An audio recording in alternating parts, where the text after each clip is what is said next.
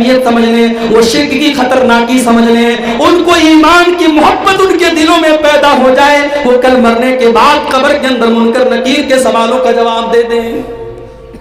اتنا تو سکھا دو اپنی قوم کی بیٹی. میرے پیارے بھائیوں, آج خون کے آنسو رونے کا جی چاہتا ہے جب ہم اس طریقے کی خبریں سنتے ہیں. ہماری قوم کی بیٹیاں آج غیروں کے ہاتھوں کھیل رہی ہیں, آج ان کے ہاتھوں زنا اور بدکاری کی لعنت میں گرفتار ہو رہی ہیں. اے میری قوم کی بیٹیوں, تم تو سمیہ کی وارث ہو, تم تو فاطمہ کی وارث ہو, تم تو مریم کی وارث ہو. تم نے تو تاریخ میں ان عورتوں کے واقعات پڑھے ہیں جنہوں نے اپنی جان دے دی مگر ایمان کا سمجھوتا نہیں کیا. میری پیاری ماں بہنوں, کیا آپ نے سمیہ کی داستان نہیں پڑھی؟ کیا آپ نے سمیہ کے بارے میں نہیں پڑھا؟ سمیہ کو ابو جہل نے باندھ دیا, سامنے جوان بیٹے کو باندھ دیا, سامنے شوہر کو باندھ دیا, اور سمیہ سے کہا اے سمیہ اگر تو نے اسلام کو نہیں چھوڑا, اگر تو نے محمد کا دین نہیں چھوڑا, اے سمیہ تیرے جوان بیٹے کے سامنے تجھے ننگا کر دیں گے, تجھے برہنہ کر دیں گے, تیرے بدن سے کپڑے اتار دیں گے. ہائے ہائے, ایک ماں کے لیے یہ کتنی بڑی اذیت کی بات ہے, یہ کتنی بڑی تکلیف کی بات ہے. ایک ماں کو اس کے جوان بیٹے کے سامنے ننگا کر دیا جائے. مگر اے سمیہ تیرے ایمان کا کیا کہنا, اے سمیہ تیری استقامت کا کیا کہنا. سمیہ نے اپنے بدن کے کپڑے اتروانا تو گوارا کر لیا مگر ایمان کو چھوڑنا گوارا نہ کیا, اسلام کو چھوڑنا گوارا نہ کیا. پھر ابو جہل نے دھمکی دی, اے سمیہ اگر تو نے اسلام کو نہ چھوڑا, تیرے جوان بیٹے کے سامنے, تیرے شوہر کے سامنے, تیری شرمگاہ میں نیزہ مار کر کے تجھے ہلاک کر دوں گا, تجھے ختم کر دوں گا. سمیہ نے اس بے رحمی اور اس ظالمانہ طریقے سے شہید ہو جانا گوارا کر لیا مگر اسلام سے کوئی کمپرومائز کرنا گوارا نہ کیا. ہم اس قوم کی وراثت ہے ہمارے پاس, اور آج ہماری قوم کی بیٹیوں کو ہمیں سمجھانا پڑ رہا ہے. عشق اور پیار کے نام پر تمہیں کہیں پھنسنے کی ضرورت نہیں ہے, تمہیں اسلام کو چھوڑنے کی ضرورت نہیں ہے, ہمیں بتانا پڑ رہا ہے. کیا اسلام کوئی اتنی سستی چیز ہے اس کو کوئی پیار محبت عشق لب کے نام پر ہم سے چھوڑوا دے؟ نہیں میرے بھائی, اللہ کی قسم آپ کے گھر میں کوئی دولت ہو یا نہ ہو, آپ کا مکان عالیشان ہو یا نہ ہو, آپ کے پاس دنیا کی دولت ہو یا نہ ہو, کل اللہ کی بارگاہ میں, کل قیامت کے دن جب اللہ پوچھے گا میرے بندے تو کیا لے کے آیا ہے, اگر آپ نے کہہ دیا ہائے اللہ میں توحید کی دولت لے کر کے آیا ہوں, میں ایمان کی دولت لے کر کے آیا ہوں, یہ دولت کل آپ کو جہنم کی آگ سے بچائے گی. اور آپ کروڑ پتی تھے, آپ ارب پتی تھے, آپ پاکڑ کے سب سے بڑے دولت مند تھے, کل اللہ کی بارگاہ میں زمین بھر کے سونا بھی آپ لے کے آ جائیں, اگر آپ کے پاس ایمان کی دولت نہیں ہے, اگر آپ کے پاس توحید کی دولت نہیں ہے, آپ کو جہنم کی آگ سے کوئی نہیں بچا سکتا. اللہ نے فرمایا ان الذین کفروا وماتوا وهم کفار فلن يقبل من احدهم ملء الارض ذهبا.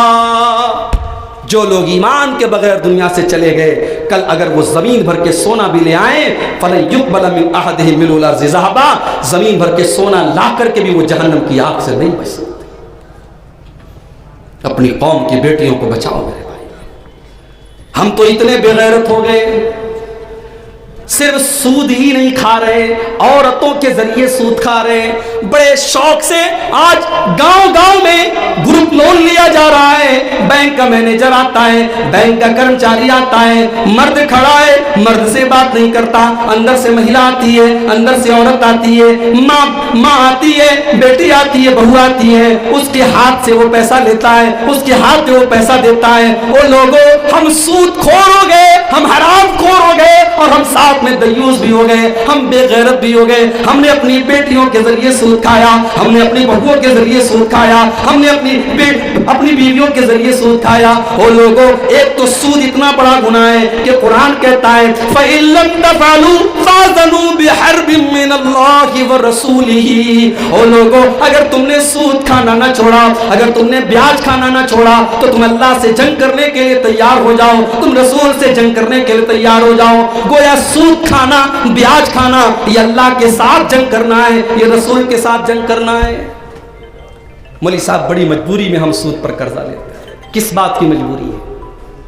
مر رہے تھے تم, بغیر سود کھائے مر رہے تھے تم, اپنی سہولتوں کو تم مجبوری کا نام دیتے ہو. مجبور تھے ہم, تم کوئی مجبور نہیں تھے. سود کھانا کسی کی مجبوری نہیں ہے.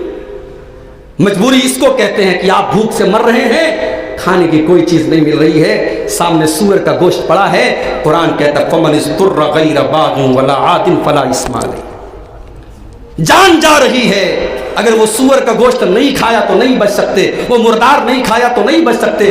اسلام کہتا ہے اتنا کھا لو جتنے میں تمہاری جان بچ جائے. سود کھانا کوئی مجبوری نہیں, ہم نے مجبوری بنایا ہے میرے بھائی. اور یاد رکھو, جب ایک مرتبہ آپ کے گھر میں سود کی لعنت آ گئی, پھر اس کی منحوسیت آپ کے گھر میں ایسی محسوس ہوگی, نہ گھر میں چین ہوگا نہ سکون ہوگا. کبھی ماں کی طبیعت خراب, کبھی بہو کی طبیعت خراب, کبھی بیٹے کی طبیعت خراب, کبھی گھر میں نفرت, کبھی گھر میں عداوت, کبھی گھر میں جھگڑا, کبھی گھر میں برکت کی کمی. ایک سود اور بیاج اپنے ساتھ 1000 قسم کی خرابیاں لاتا ہے. اسی لیے اللہ نے فرمایا یمحق اللہ الربا ویربی الصدقات, اللہ سود کو مٹاتا ہے اور صدقہ اور خیرات کو بڑھاتا ہے. ایک تو ہم سود کھا رہے ہیں, اوپر سے عورتوں کے ذریعے. مجھے کہنے دیجئے, آپ کے گاؤں میں جلسہ ہوتا ہے, چلو اچھی بات ہے, جلسہ شادی سے بھی بڑا موقع ہوتا ہے. داماد کے سسرال کے اگر گاؤں میں جلسہ ہے, داماد اپنی پوری فیملی کے ساتھ سسرال پہنچتا ہے, مہمان نوازی اس کی ہوتی ہے, بہت اچھی بات ہے, یہاں تک تو ٹھیک ہے. اب ہو کیا رہا ہے؟ ہو یہ رہا ہے کہ 20-20 سال کی لڑکیاں, 25-25 سال کی جوان لڑکیاں بہترین میک اپ کر کے, سج کر کے, سمر کر کے, خوبصورت رنگین چوڑیاں لگا کر کے, اور جویلری پہن کر کے, ایئر رنگ پہن کر کے, اور لپسٹک لگا کر کے, اور دنیا بھر کے میک اپ کے آئٹم پوت کر کے وہ بے پردہ جلسے میں چلی آ رہی ہیں.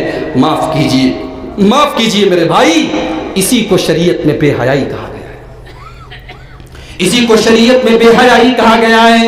اور اگر شوہر کی اس کے سامنے اس کی بیوی بے پردہ ہو کر کے نکلتی ہے, اگر باپ کے سامنے اس کی بیٹی بے پردہ ہو کر کے نکلتی ہے, اگر بھائی کے سامنے اس کی بہن بے پردہ ہو کر کے نکلتی ہے, بھائی کو کوئی فرق نہیں پڑتا, شوہر کو کوئی فرق نہیں پڑتا, باپ کو کوئی فرق نہیں پڑتا, تو یاد رکھو وہ باپ بے غیرت ہے, وہ بھائی بے غیرت ہے, وہ شوہر بے غیرت ہے. اور اللہ کے نبی فرماتے ہیں ثلاثۃ لا ينظر اللہ عز وجل الیہم یوم القیامہ, 3 لوگ ایسے ہوں گے قیامت کے دن اللہ تعالیٰ ان کی طرف دیکھے گا بھی نہیں, ان سے بات چیت بھی نہیں کرے گا, ان کو پاک اور صاف بھی نہیں کرے گا.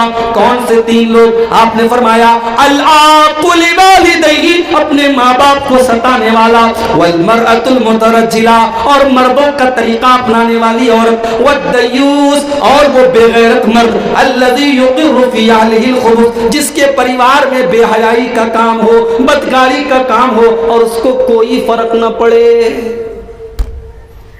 یہ بے غیرتی ہے, یہ دیوسیت ہے کہ آپ کے گھر میں گروپ لون لیا جا رہا ہے اور آپ کے گھر کی عورتیں بینک کے مینیجر سے اور بینک کے کرمچاری سے باتیں کر رہی ہیں. اسلام تو یہاں تک تعلیم دیتا ہے, آپ کے گھر کی عورت پاکڑ مارکیٹ میں جاتی ہے, آپ کے گھر کی عورت ہرن پور کی مارکیٹ میں جاتی ہے, چوڑی کی دکان پر پہنچی, جویلری کی دکان پر پہنچی, اب دکاندار سے بات کرنا ہے. قرآن کہتا ہے فلا تخزان بالقول فیطمع الذی فی قلبہ مرض, اے مسلمان عورت, جب تو کسی اجنبی مرد سے بات کرے, جب تو کسی پرائے مرد سے بات کرے, تو تیرے انداز میں بے لچک نہیں ہونی چاہیے, تیری آواز میں مٹھاس نہیں ہونی چاہیے, تیری انداز میں کڑکپن ہونا چاہیے, تیرا انداز کٹھور ہونا چاہیے. فیطمع الذی فی قلبہ مرض, کہیں ایسا نہ ہو دکاندار کے دل میں آپ کے بارے میں غلط خیال پیدا ہو جائے. کبھی کبھی ایک رانگ نمبر پر کوئی کال جاتی ہے, اور وہ رانگ نمبر کی کال سے جب ایک عورت پیار اور محبت سے بات کرتی ہے تو وہ زناکاری اور بدکاری پر جا کر کے ختم ہوتی ہے. ایک عورت کا کسی پرائے مرد سے مٹھاس کے ساتھ بات کرنا, یہ بھی کبھی کبھی بہت بڑے خطرے کا سبب بن جاتا ہے. اس لیے اسلام نے یہ تعلیم دی کہ خبردار کسی غیر مرد کے ساتھ لچک کے ساتھ بات کرو. شوہر کے ساتھ کبھی اتنی محبت سے بات نہیں, شوہر سے ہمیشہ ڈانٹ کے بات کی, کیا جی تیل نہیں لائے, آٹا نہیں لائے, ہمیشہ غصے میں بات کیا. اور دکان پر جا کر کے بیچاری اتنی میٹھی آواز میں بول رہی جیسے سارا شہر اس کی زبان میں اتر آیا. یہ غلط ہے میری پیاری ماں اور بہنوں. جو حق آپ کے شوہر کا ہے وہ حق آپ دوسروں کو دے رہی ہیں. شادی میں جانا ہے, سجتی ہے, کہیں گھومنے پھرنے جانا ہے سنورتی ہے، جلسے میں جانا ہے دنیا بھر کا میک اپ کرتی ہے، اور شوہر جب گھر میں آتا ہے تو اسے سانپ سونگھ جاتا ہے، یہی پرانا کپڑا پہن کر کے، یہی پسینے کی بدبو، یہی سالن کی مہک، یہی پسینے کی مہک۔ شوہر بیچارہ قریب بھی آتے ہوئے ڈرتا ہے کہ اس کے اندر سے تو کچن کی مہک آ رہی ہے۔ اللہ کے نبی سے پوچھا گیا، اے اللہ کے نبی کون سی عورت سب سے بہترین عورت ہے؟ آپ نے فرمایا التی تسرہ اذا نظر، جب شوہر دیکھے تو خوش ہو جائے۔ زمانے کو نہیں خوش کرنا ہے، شوہر کو خوش کرنا ہے۔ اور مسئلہ یاد رکھو، یہ جو ٹائٹ لیگنگ ہمارے یہاں پہنی جاتی ہے، یاد رکھو میری پیاری ماں اور بہنوں، ٹائٹ لیگنگ پہننا جس سے آپ کے جسم کا بالکل پیر کا پورا شیپ نظر آ رہی ہے اور پیچھے سے عورت کی پوری کمر نظر آ رہی ہے، ایسی لیگنگ پہننا عورت کے لیے جائز نہیں ہے۔ آپ کا پائجامہ ڈھیلا ہونا چاہیے، لیکن ہاں شوہر کے لیے عورت بند کمرے میں کچھ بھی پہن سکتی ہے، شوہر اور بیوی کے درمیان کوئی پردہ نہیں۔ شریعت یہ کہتی ہے بیوی اپنے شوہر کو جس طریقے سے بھی رجھا سکتی ہے، آکرشت کر سکتی ہے، اٹریکٹ کر سکتی ہے، کھینچ سکتی ہے، اس کے لیے جائز ہے۔ شریعت نے کوئی پابندی نہیں لگائی ہے، کوئی لمٹ نہیں لگائی ہے۔ خوشبو لگا کر کے باہر نکلے گی تو اللہ کے نبی کہتے ہیں بدچلن ہے، شوہر کے لیے خوشبو لگائے گی ثواب ملے گا۔ یہاں تک اللہ کے نبی نے فرمایا، یہاں تک آپ نے فرمایا کہ اگر کوئی مرد اپنی بیوی کو کھلاتا اور پلاتا ہے تو اس پر مرد کو ثواب ملے گا۔ یاد رکھو، آپ مدرسے میں چندہ دے رہے بہت اچھی بات ہے، مسجدوں میں چندہ دے رہے بہت اچھی بات ہے، لیکن گھر میں بیوی بچوں پر جو خرچ کرتے ہیں اس پر بھی آپ کو ثواب ملے گا۔ اللہ کے نبی فرماتے ہیں اِنَّكَ لَن تُنْفِقَ نَفَقَةً تَبْتَغِي بِهَا أَجْرًا عِندَ اللَّهِ، اللہ کی رضا کے لیے جو تم خرچ کرو گے اس پر تمہیں ثواب ملے گا۔ حَتَّى اللُّقْمَةَ الَّتِي تَضَعُهَا فِي امْرَأَتِكَ، یہاں تک کہ اپنی بیوی کے منہ میں تم جو لقمہ ڈالو گے اس پر بھی تم کو ثواب ملے گا۔ تو بیوی بچوں کا خیال رکھو، وہ بھی ان کا حق ہے، اور بیوی کو یہ چاہیے کہ شوہر کو خوش کرے۔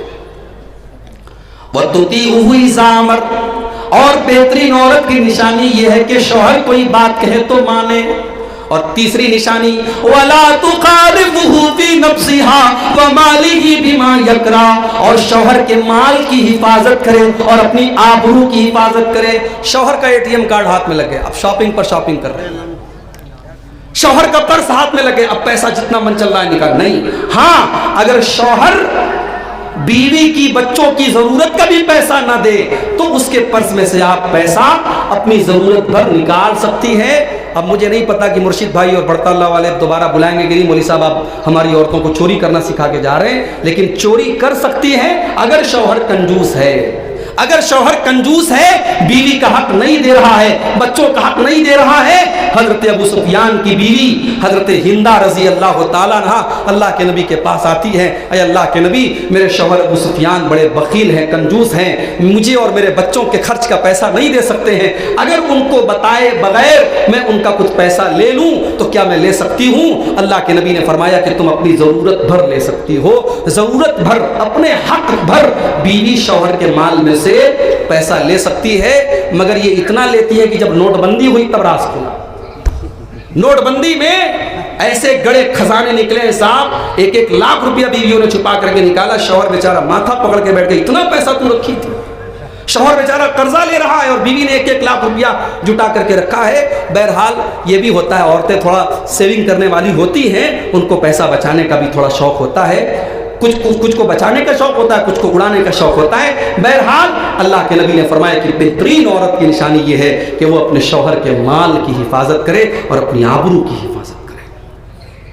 تو یہ حالات ہے میرے بھائی، بے غیرتی اور دیوسیت آج ہمارے سماج میں آ رہی ہے۔ تو ہم گھر کی اصلاح کریں، گھر کی اصلاح کرنا بہت ضروری کام ہے، اس لیے بھی ضروری ہے کہ ہم میں سے ہر انسان سے اس سے سوال کیا جائے گا اس کے گھر والوں کے بارے میں۔